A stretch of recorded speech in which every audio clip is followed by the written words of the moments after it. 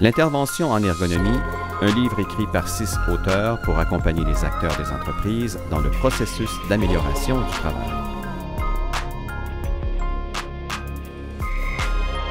Alors, ça a été vraiment un travail colossal où, pendant ces années-là, ça nous a permis aussi d'améliorer notre pratique par la réflexion qu'on faisait.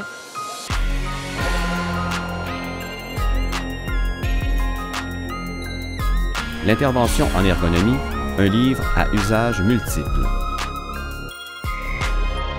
Et le livre, parce qu'il part souvent de l'expérience de l'intervention, illustre très bien comment on peut en même temps être émerveillé par toutes les découvertes qu'on fait, mais qu'il y a des pièges qu'il faut éviter. Ça fait prendre conscience que la pratique de l'ergonomie au Québec a des assises solides.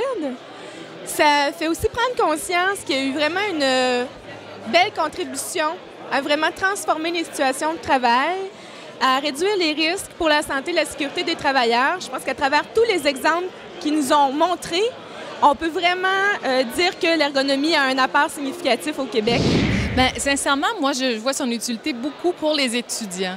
Parce que si je regarde le contenu de ce livre-là, à la fois d'un point de vue horizontal, si on veut, c'est-à-dire qu'il va vraiment du tout début de l'intervention, du premier appel, du premier contact, jusqu'au dernier suivi. Puis c'est plutôt rare qu'on a des livres comme ça qui vont vraiment du tout début à la fin de l'intervention. Je pense que je vais l'utiliser comme un outil de réflexion pour se rappeler des choses, pour refaire contact avec la démarche, s'assurer qu'on est toujours comme dans le droit chemin, puis s'assurer qu'on n'oublie rien, tout ça. Alors pour moi, ça va être comme un outil de référence.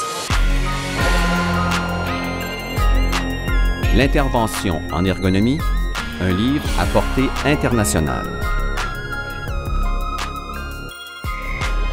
On essaie de couvrir l'ensemble de la francophonie, évidemment, une dominante au Québec, mais on est aussi distribué en France, en Belgique et en Suisse, même dans les pays d'Afrique francophone via la France.